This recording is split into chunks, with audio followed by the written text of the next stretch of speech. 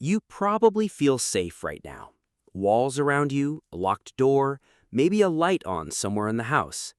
That feeling of safety is so automatic you don't even notice it. But for most of human history, that feeling didn't exist. Because for millions of years, your ancestors weren't the most dangerous thing in the dark.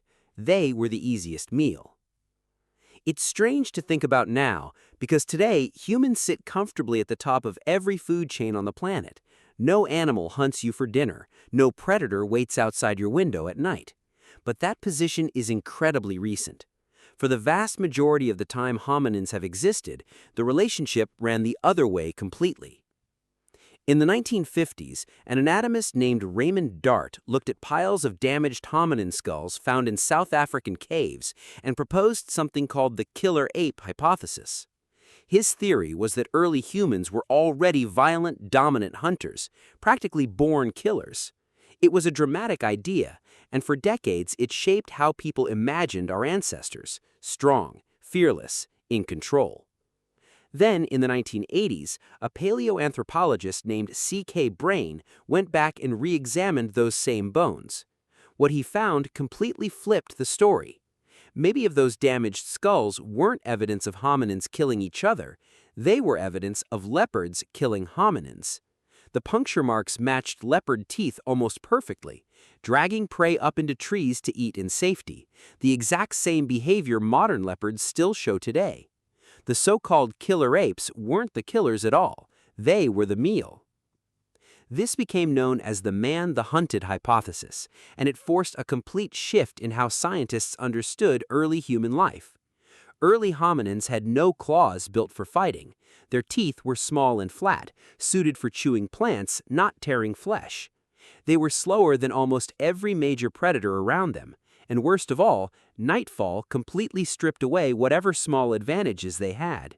Human eyes are terrible in low light, no night vision, no heightened sense of smell to track danger in the dark.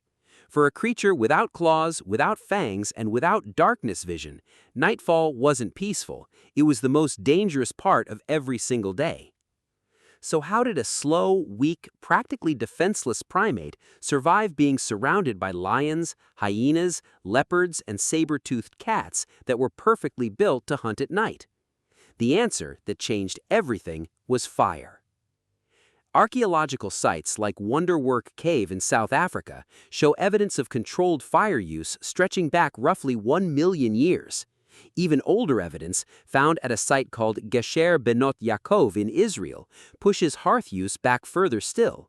And researchers studying these sites, including archaeologists Ran Barkai and Mickey Ben-Dor, have proposed something that reframes the entire story of fire.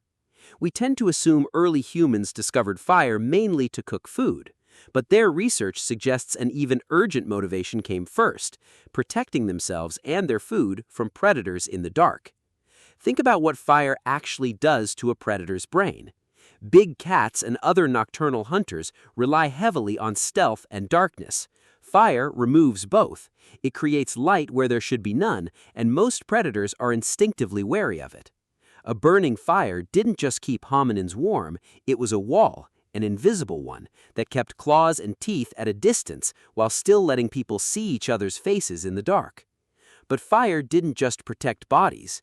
According to psychologist Frederick Coolidge, it may have completely changed how humans sleep. Without fire, deep sleep is dangerous. One particular stage, REM sleep, the stage where the most vivid dreaming happens, comes with something called muscle atonia, a kind of temporary paralysis that stops your body from acting out your dreams. That's an incredible system if you're safe. It's a death sentence if a predator is circling nearby and your body can't move to escape.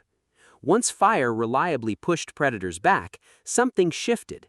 Humans could finally sleep deeply and safely for extended periods. And modern humans now spend around 25% of their sleep in REM, compared to roughly half that in many other primates. Fire didn't just protect your ancestors physically, it may have rebuilt the architecture of how the human brain rests, dreams, and processes memory every single night. And fire changed something else just as important. It gave people a reason to stay close together after dark.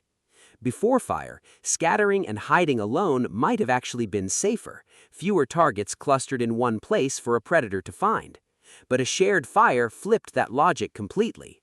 Numbers around a flame meant more eyes watching the darkness, more ears listening for movement, more warning if something approached. Group sleeping, shared watch duty, and tight social bonds weren't just nice traditions, they were survival technology, built directly out of the same fear that once kept your ancestors from sleeping deeply at all.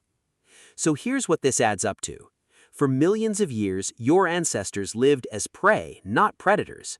Night wasn't a backdrop, it was the most dangerous hour.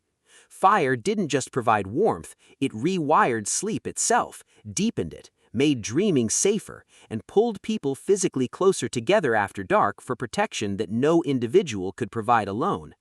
And that history never actually left you.